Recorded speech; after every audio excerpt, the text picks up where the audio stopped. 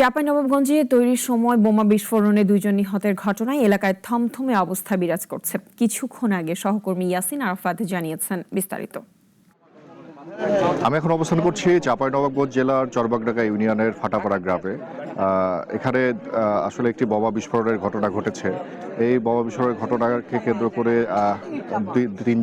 দুইজন নিহত হয়েছে এবং 3 জন গুরুতর আহত হয়ে চাঁপাইনবাবগঞ্জ সদর হসপিটালে স্থানীয়রা তাদেরকে নিয়ে যায় এবং পরবর্তী সময়ে জানতে পারি যে 3 জন আহতের মধ্যে 2 জন আশঙ্কাজনক অবস্থায় আছে এবং চাঁপাইনবাবগঞ্জের এই ভাটাপাড়ায় যে ঘটনাটা ঘটেছে এখানে আসলে শনিবার ভোর 5টায় সদর উপজেলা চরবাগডাঙ্গা ইউনিয়নের ভাটাপাড়ায় এই ঘটনাটা ঘটে।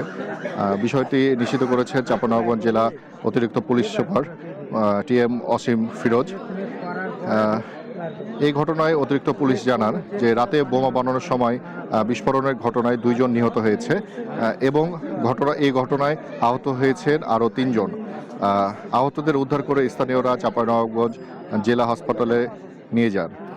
পরে তাদের উন্নত চিকিৎসার জন্য রাজশাহী মেডিকেল কলেজ হাসপাতালে পাঠানো হয়েছে।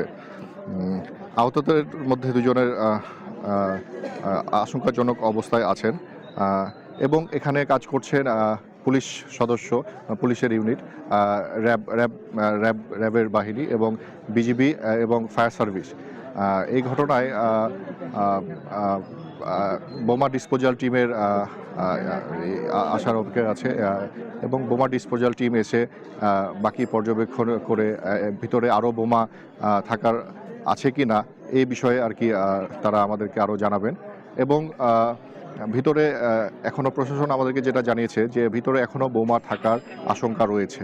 এ কারণে ভিতরে কেউ সেভাবে প্রবেশ করতে দিচ্ছে না প্রশাসন এবং খুবই সতর্ক অবস্থানে আছেন এবং এলাকাবাসী খুবই ভীত একটা অবস্থায় আছে এত বড় একটা ঘটনাকে কেন্দ্র করে।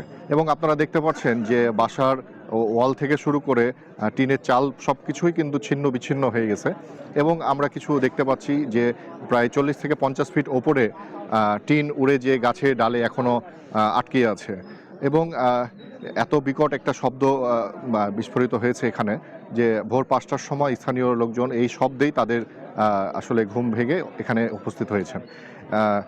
এই ছিল এই বিষয়টাই আসলে আমরা জানতে পেরেছি এবং প্রশাসন আমাদেরকে জানিয়েছেন যে বোমা ডিসপোজাল টিম আসার পরে তারা বাকি যে তথ্যগুলো সেগুলো আমাদেরকে দিবেন। এই ছিল চাঁপাইনবাবগঞ্জ থেকে আমার কাছে সর্বশেষ।